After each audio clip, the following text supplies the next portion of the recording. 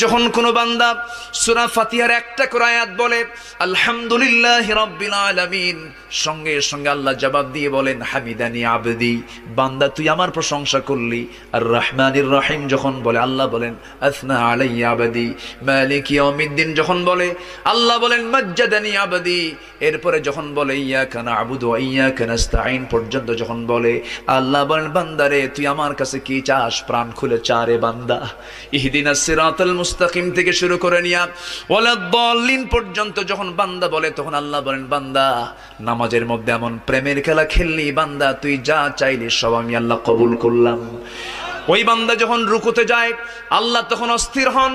ওই বান্দা যখন সিজদায় যাওয়ার জন্য প্রস্তুতি নাই, সমস্ত ফেরেশতাকে ডাক দিয়ে বলেন ও ফেরেশতারা, এই বান্দাগুলো আমাকে দেখলো না, রাসূলকে দেখলো না, কোরআনকে দেখে হাদিসকে বিশ্বাস করে আমাকে খুশি করার জন্য তার সবচেয়ে সম্মানজনক